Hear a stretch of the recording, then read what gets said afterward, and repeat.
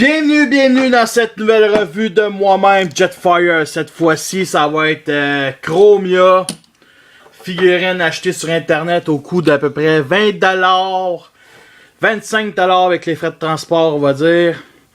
C'était pas le seul dans le colis, qui est un motocyclette cybertronienne à la Tron, et non à l'étron. Tron, un film qui est sorti dans les années 80, qui a eu une suite il y a à peu près 5 ans. Fait que Chromia nous revient en remodelage de RC Robo in Disguise de la série Prime, que au début, je trouvais quand même le design quand même cute. C'est quand même un remodelage au complet. Et c'est ce que ça nous donne. Avant toute chose, il nous donne avec une boîte qui est déchirée à cause de moi-même, avec la bande dessinée. Et on va faire les stats. Skill 5, puissance de feu 8, courage 9, rang 6, endurance 6, la vitesse 8, l'intelligence 7 et la force 7. Bien entendu, j'ai la version avec la bande dessinée de Chromia. Avec justement un très beau artwork de Chromia. C'est lui qui remplace les artworks des boîtes québécoises, canadiennes. Puis c'est Hasbro Exclusive Cover War IDW. Et c'est une bande dessinée de Dark Cybertron, je crois, je suis pas sûr. On nous montre quand même des belles images. Ça, c'est la grosse bataille avec les mini-cans. C'est assez épique comme histoire. Personnellement, je l'aime bien. Il y a beaucoup de fanservice, mais c'est très intéressant. Comme la dernière image, c'est Optimus, Cyclonus, Cop et Nightbeat en arrière et Rodimus. Bon, la suite. Très intéressante comme cover. Je vais la garder. Je voulais la vendre pour me faire un petit peu de profit parce que je vis dans un système capitaliste puis c'est le seul modèle que j'ai. Mais finalement, je vais la garder parce que je suis un maudit socialiste communiste. C'est ça qui est ça. Fait que revoici Chromia avec une petite comparaison avec Chromia Revenge of the Fallen qui est gigantesque comme un Deluxe.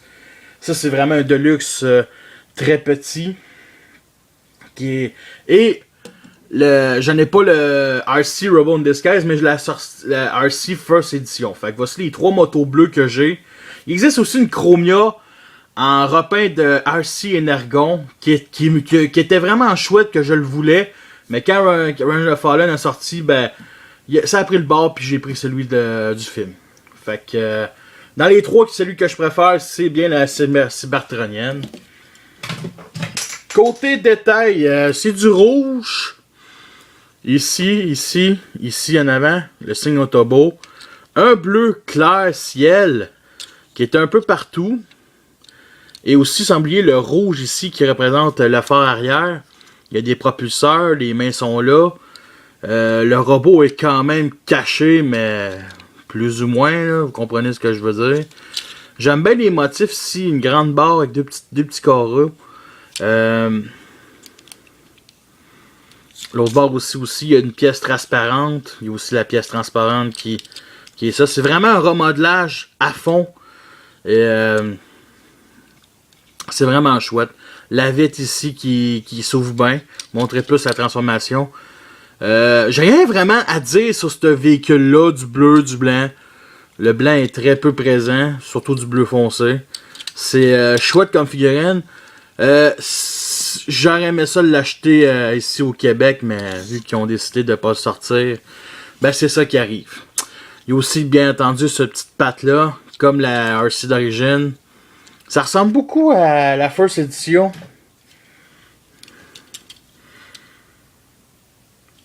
Surtout pour mettre les pattes. Vraiment, c'est fou. C'est fou pareil. Fait que on va commencer la transformation immédiatement. Qui est très très simple. On va séparer 2 petites pièces ici comme ça. On va venir glisser comme ça là. On va séparer cette partie-là. Et on va venir glisser à l'arrière. L'autre bord ne fait pas exception. Pour former le talon, la plastique, ça lui va quand même assez bien. Et il y a déjà une bonne partie de faite. Me semble que ce qu'il reste à faire...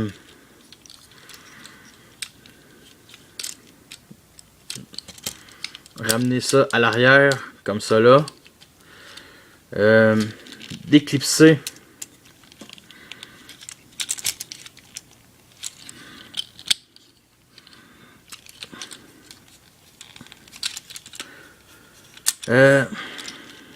Non, vraiment pas. Je suis... c'est assez malin. Faut vraiment que je déclipse la vitre en arrière pour venir tout dégager cette partie-là. On vient relever ça. Et ce qui reste à faire, on sépare les mains. Et la partie du bassin, on vient la descendre pour que la tête remonte comme cela. Et cette partie-là, on vient mettre ça plus vers l'arrière, comme ceci, comme cela.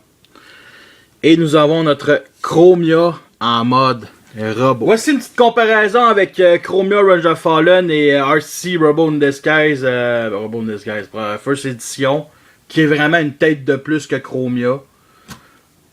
Fait que... j'ai oublié de parler du fusil. Chromia nous donne un petit fusil, est apporté avec un petit fusil très petit, avec des détails, une poignée ici pour mettre son autre bras, d'autres mains. Donc vous comprenez ce que je veux dire. Les détails sont bien entendu creusés à l'intérieur, il y a des lignes ici comme ça, c'est un peu, on va se le dire, c'est basique. Mais ça reste efficace comme fusil. Et il se met que ce soit en mode véhicule ici, mais ça fait vraiment, vraiment dur. Ou... bien entendu, sur le point que je ne déteste pas. J'aurais pas détesté une petite affaire que je mette sur le côté comme RC ou un deuxième fusil comme RC justement. C'est une guerrière, fait que deuxième fusil, ça aurait été le fun. Fait que quel est le point négatif principal? C'est bien entendu son backpack, cette partie-là, qui est assez, on va se le dire, un peu ridicule, vraiment trop... j'aurais pas détesté que cette partie-là se replie vers l'arrière encore plus pour que la vitre vienne rejoindre cette partie-là. Si on n'aime pas ça aussi, si on voit trop ça, on peut le mettre comme cela et venir fermer comme ça. Mais là, ça devient encore plus un gigantesque gros backpack qui libère juste son cul. Mais personnellement, je préfère comme ça ici. Et aussi cette partie-là qui vient se relever si on veut. Qui est aussi les propulseurs. On peut les mettre comme ça. Bon, c'est déjà un petit peu mieux. La roue arrière qui ne sert à rien. Regardez la tête, comment elle est très très belle. Vraiment une belle tête de Chromia. J'aime beaucoup avec le genre de trou sur ici. Vraiment une belle tête de couronne. Sérieusement, si bien entendu il nous sort un repeint de ce jouet-là, je le veux. Que ce soit en vert, en rouge, je le veux. Mais je préfère avoir des voitures cybertroniennes comme Elita 1. Chromia, une moto, ça suffit. Parce que dans G1, c'était une voiture dans l'épisode qu'on voyait. C'était bien une voiture, à moins qu'elle se transforme pas. Bon, côté articulation, c'est assez bien simple. La tête sur bas-joint. L'épaule sur bas-joint. Ici sur bas-joint, point sur bas-joint et 360 degrés bien entendu. Articulation ici, mais il faut libérer l'arrière pour que on puisse bouger. C'est bien entendu sur un bas-joint, pivot, articulation un petit peu vers l'avant, à l'arrière, mais ça c'est une étape de transformation. Les pieds assez fixes et rien sur la taille. Est-ce qu'on peut y faire une pause d'action? Absolument. C'est peut-être un des rares avantages. Elle a quand même des grands talons. Je vais rabaisser par contre cette partie-là. Pour que ça soit un petit peu... Ah, là, c'est sûr que... non, elle articule moins. Fait qu'on va essayer de...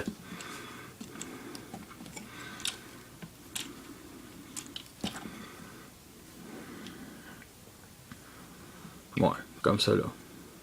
C'est vraiment laid avec le backpack, sérieusement. Bon. On va le transformer en mode en moto. Qui est. Sérieux, la transformation, je la trouve le fun. Surtout du mode robot à mode véhicule, là. Je la trouve le fun. Elle me déplaît pas, elle est pas compliquée ben. Et il y a aussi une chose, ici, cette partie-là, j'ai peur. Au début, là, j'avais peur que ça casse. Parce que je pensais que la qualité de plastique des jouets 2014 sont assez... je dirais pas cheap, mais sont moins... du plastique transparent, pour moi, c'est cassant. Pour moi, peut-être que oui, peut-être qu'il y en a qui pensent pas de même, mais pour moi, c'est synonyme de cassant. Fait qu'on ramène la fourche, comme ça. On ramène pour ramener la tête. Et le reste se fait assez tranquillement tout seul. On ramène cette partie-là comme ça. On ramène l'arrière. Sérieux, j'aime bien l'arrière, sérieux. Et la fameuse moto. Les tours arrière. On installe ça comme ça en arrière. C'est parfait. Pour ce qui est du devant, j'avais oublié de parler des détails. Ça paraît vraiment que ça vient de Robo in Disguise RC, là, ici. Fait qu'on va ramener cette partie-là en avant. On vient plugger ça ici direct. Bon. Et en faisant ça, ça amène un autre problème à la figurine. C'est fragile. Il faut vraiment qu'il rentre vis-à-vis. Des fois, ça se clipse vraiment pas. Fait que... Et bon, ça y est. Ah, c'est le fun. C'est le fun, cette figurine-là, sérieux. La petite calice.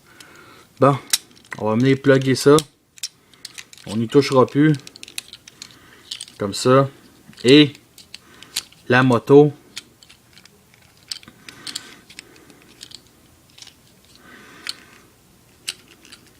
Parce que la tête, il faut qu'elle la ramène ici vers l'intérieur pour que la moto, cette partie-là, soit de même. On place le fusil d'un des deux bords, comme ça. Et nous avons notre Chromia en mode moto cybertronienne. Malgré tout, est-ce que c'est une figurine qui en vaut la peine? Sérieusement, oui. Tout simplement. Moi, je l'aime bien. Je suis content de ne pas avoir eu RC Robo in Disguise. Je suis content d'avoir eu la First Edition. Puis même si j'aurais... La First Edition n'aurait jamais existé, j'aurais acheté bien entendu le Robo in Disguise. Je l'aurais racheté simplement parce que Chromia, c'est la copine d'Ironhide. Et Ironhide, il y a un cœur dur, mais au fond de ses pectoraux musclés se cache un cœur tendre qui est des fois l'amour de Chromia. Fait que sur ça, je vous laisse et à la prochaine.